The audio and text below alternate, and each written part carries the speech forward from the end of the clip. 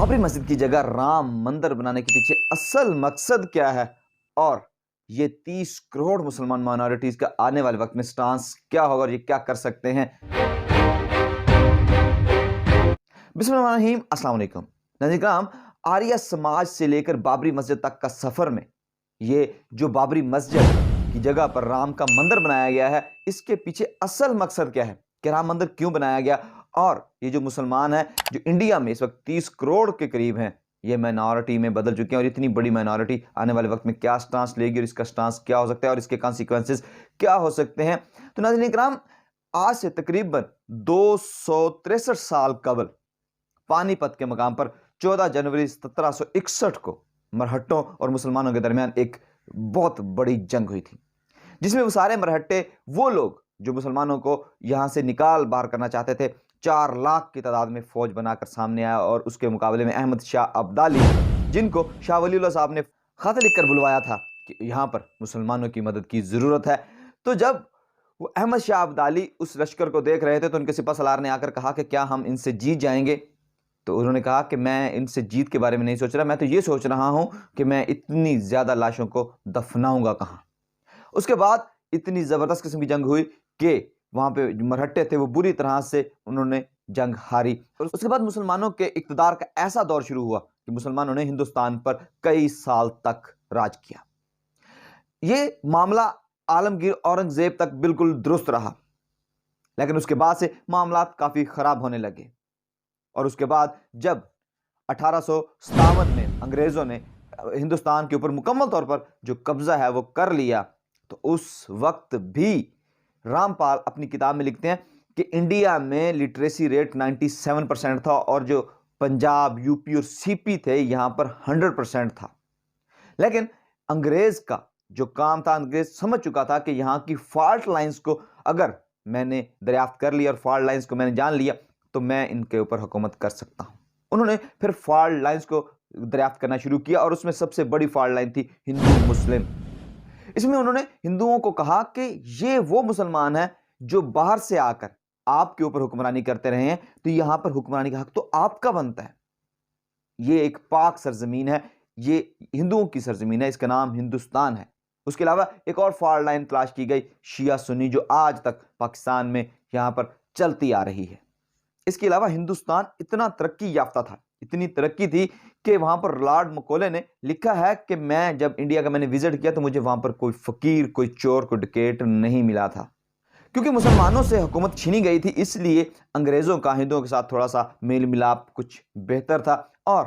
انہوں نے جب یہ فالٹ لائن تلاش کر لی تو ہندوؤں نے اپنی مختلف قسم کی آرگنائزیشنز کو بنانا شروع کیا، جس میں آریہ سماج، برہما سماج وغیرہ بنائی گئی، اور اس کے بعد جو شدھی کی ایک تحریک شروع کی گئی۔ شدھی کی تحریک یہ تھی کہ جو مسلمان یا جو ہندو جو ہیں وہ مسلمان ہو گئے یا دوسرے مذاہب میں چلے گئے تو ان کو واپس ان کے مذہب میں لایا جائے گا۔ اس کے ساتھ ساتھ شنگٹن کی ایک تحریک تھی کہ شنگٹن کی تحریک یہ تھی کہ جو لوگ ہندوؤں سے دوسرے مذاہب میں کنورٹ کریں گے تو ان کو مار مار کر ان کو واپس ان کے مذاہب میں لایا جائے گا۔ تو ان شدھی اور شنگٹنز کی آگے جا کر جو ایک بڑی ایکسٹینشن بنی، جو اس کی بڑی ایک جماعت بنی، وہ 1925 میں ناگپور میں RSS، راشٹریہ سیوک سنگھ کے نام سے ایک بڑی آرگنائزیشن بنی، اور جو آج انڈیا میں راج کر رہی ہے۔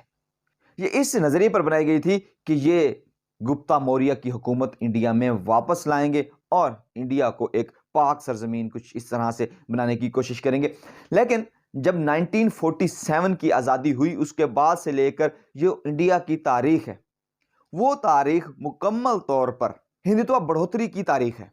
کہ اس میں ہندوتوا کو مزید بڑھاوا دیا گیا، مزید بڑھایا گیا، اور ہندوتوا آئیڈیالوجی کو مزید اوپر لایا گیا۔ جب 1947 میں یہ ملک آزاد ہوئے تو جو کانگریس وغیرہ تھی انہوں نے ان کو بلایا تھا کہ آئیے ہمارے ساتھ بیٹھیے اور ہمارے ساتھ مل کر ایک قانون بنائیے، لیکن RSS اس کے ساتھ نہیں بیٹھے تھے، کیونکہ کانگریس وغیرہ یہ سمجھتی تھی کہ جو لوگ یہاں انڈیا میں پیدا ہوئے ہیں ان کو پورا حق ہے کہ ان کو یہاں کی نیشنلٹی دی جائے، لیکن یہ RSS ایسا کچھ نہیں سمجھتی تھی۔ پھر ان لوگوں نے 1980 میں، کیونکہ ان کے مختلف ونگز بنے ہوئے تھے عورتوں کے حوالے سے، مختلف ایک فائٹر ونگ تھا لیکن ایک سیاسی ونگ نہیں تھا،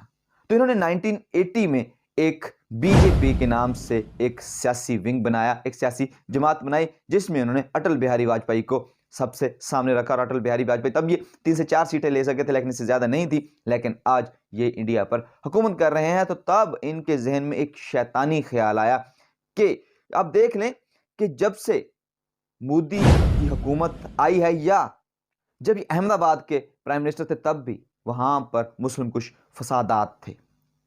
کیونکہ یہ ایک آر ایس ایس کی آئیڈیالوجی کو لے کر چل رہے تھے، تو یہ ہندوتوا آئیڈیالوجی کو بہتر کر رہے تھے۔ اور پھر انہوں نے ایودھیا میں یہ جو بابر نے ایک مسجد بنوائی تھی 1949 میں، ایک افواہ اڑی تھی کسی نے کہ یہاں پر رام اور سیتا کا جنم ہوا تھا، یہ یہاں پر رام سیتا کی کوئی جنم بھومی ہے، تو 1992 میں اس کو گرا دیا گیا۔ اور جب یہ سپریم کورٹ میں فیصلہ کیا تو سپریم کورٹ نے یہ جو جگہ تھی بابری مسجد کی، یہ ہندوؤں کو دے دی، اور یہاں سے 25 کلومیٹر دور مسلمانوں کو 5 ایکڑ زمین دے دی، جس کا بھی ابھی تک کوئی پرسان حال نہیں ہے۔ اب اصل مدعے پر آتے ہیں کہ یہ تو تھی ساری ان کی تاریخ، لیکن اصل مدعا یہ ہے کہ یہ معاملہ کسی مسجد یا مندر کا نہیں ہے۔ اصل مدعا یہ ہے کہ اس معاملے کے گرد، اس مسجد کے گرد ان کی سیاست گھومتی ہے۔ آپ 2002 کے مسلم کچھ فسادات دیکھ لیں تو احمد آباد میں جب مودی آیا تھا تو یہی کچھ ہوا تھا۔ جب بھی نریندر مودی کی حکومت آتی ہے یا الیکشنز آتے ہیں تو وہ پاکستان کے خلاف اور مسلمانوں کے خلاف بہت سی ایسی چیزیں کرتے ہیں جس سے ان کا ووٹ بینک بڑھتا ہے، ہندوتوا آئیڈیالوجی کو بڑھاوا دیا جاتا ہے، جس سے ان کے لوگ غصے میں آتے ہیں اور مسلمانوں کو مارتے ہیں، اور ووٹ جو ہے وہ بی جے پی کو ملتا ہے۔ اسی لیے شاید اب تیسری مرتبہ نریندر مودی انڈیا کے پرائم منسٹر بننے بھی جا رہے ہیں، چونکہ بی جے پی کی ساری سیاست اسی چیز پر چلتی ہے کہ مسلمانوں کے خلاف جو ہے بڑھاوا دیا جائے، دوسری منارٹیز کے خلاف، اور ہندوتوا آئیڈیالوجی کو اوپر لے کے جایا جائے۔ تو ایسے حالات میں اب مسلمان جو یہاں پر 30 کروڑ مسلمان ہیں، وہ سوچ بھی نہیں سکتے کہ اگلے آنے والے 100 سال میں کبھی ان کی حکومت آئے گی۔ صرف پپٹ کے طور پر تو کسی نہ کسی کو سامنے لایا جا سکتا ہے، جیسے مولانا عبدالکلام آزاد کو لایا گیا تھا، ایک شو پیس کے طور پر تو کسی کو رکھا جا سکتا ہے، لیکن اس کو کوئی اتھارٹیز وغیرہ نہیں دی جا سکتی، کیونکہ جو جمہوریت ہے وہ بھی اکثریت کی آمریت کا نام ہے، تو وہاں پر اکثریت ہندوؤں کی ہے، تو وہ ان کی آمریت وہاں پر ہے۔ یہ اب بھی الیکشنز کیونکہ وہ انڈیا میں بھی ہونے والے ہیں، تو مودی نے اپنی حکومت بنانے کے لیے یہ مندر بنوایا ہے تاکہ وہ سمتی حاصل کرے اور مزید ووٹ بینک حاصل کر سکے۔ لیکن جو 30 کروڑ کی مائنورٹی وہاں پر مسلمان ہے، ان کا سٹانس کیا ہوگا؟ کیونکہ یہ مائنورٹی کوئی چھوٹی مائنورٹی نہیں ہے، ان کو ایک طرف دھکیلا جا رہا ہے، اور اگر یہ کسی ایک جگہ پر اکٹھے ہو گئے اور انہوں نے ریٹیلیٹ کر دیا تو انڈیا کے لیے یہ معاملات سنبھالنا مشکل ہو جائیں گے۔ جیسے کہ آج تک یہ جو سکھ موومنٹ چل رہی ہے خالصتان، اسی طرح سے یہ مسلمانوں کی موومنٹ بھی چلے گی۔ اور اگلے سینیریو میں دیکھیں کہ جیسے نبی کریم صلی اللہ علیہ وسلم کی احادیث ہیں کہ ایک لشکر جو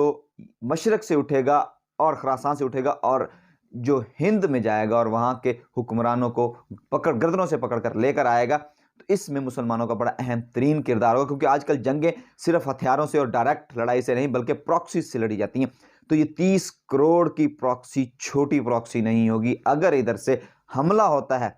تو یہ انڈیا میں جو مسلمان ہیں، آپ ذرا گوگل کر کے دیکھ لیں یا کسی یوٹیوب پہ بھی دیکھ سکتے ہیں آپ کہ مسلمانوں کی تعداد اس وقت تقریباً 30 کروڑ سے زیادہ ہے۔ یہ ایک ایسی پراکسی کے طور پر سامنے آئے گی جو انڈیا کے لیے بہت زیادہ خطرناک ہوگی، اور شاید یہی پراکسی ان مسلمانوں کی فتح کی وجہ بھی بنے گی۔ دعا ہے کہ اللہ تعالیٰ مسلمانوں کی حفاظت فرمائے اور عالم اسلام کی خیر فرمائے۔ مزید ویڈیوز کے لیے اس چینل کو سبسکرائب کیجیے۔ اب تک کے لیے اتنا ہی، مجھے دیجیے اجازت، اپنا اور اپنے پیاروں کو رکھیے گا خیال۔ اللہ نگہبان۔